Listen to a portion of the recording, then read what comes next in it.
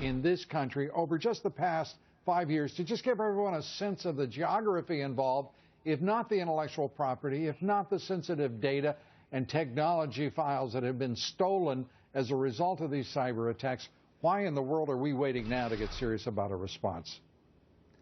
Well, I wish I could be as optimistic as my colleague there, but I don't see us using all the tools that we do have against them. This administration is just very nervous about screwing up the business relationships with China, and I think we're going to see the president breeze through here, have his parades, all that stuff, and walk out with a smile on his face, and nothing is going to be changed. Well, let me ask you both, and Steve, let me begin with you as we follow up. Do you think the United States has the capacity to shut down China's nonsense? We could do a lot of offensive things to them. We're very, very good at offensive cyber, but we're very surgical about it. The spy stuff, the OPM hack, that's not the stuff you go to war over.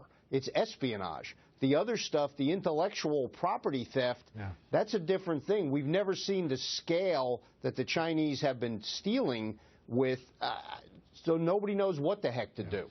Espionage, by the way, Steve, Bruce, as I turn to you, I mean, espionage, as far as I'm concerned, when it entails the theft of at least 21 million individuals, all of whom happen to be federal employees at one point or another, all of their personal information, 5.6 million fingerprints.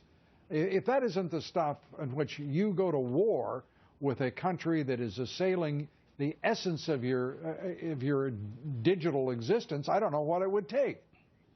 Well, I disagree with Steve on this. I mean, I think that the theft of that information, with the sensitivity, the data behind it, we now have 5 million Americans right now, over 5 million Americans, that can't travel basically outside the United States because their fingerprints have been stolen.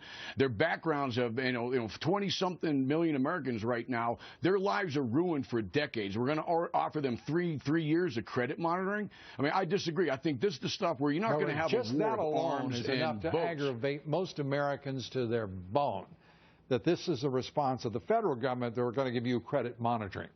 I am so sick and tired of the limp spine of bureaucrats who run the government and, by the way, hold policy decision-making roles in this administration.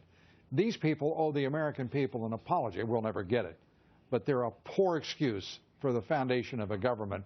Do you disagree, Steve? No, I agree with that completely. The idea of putting that much data, and it's my data, by the way, I'm in that pile of people, to put that in one place, unencrypted, on substandardly defended networks is ludicrous. It's negligent, and no one's been fired over this. No one's been given any blame for it. We are talking about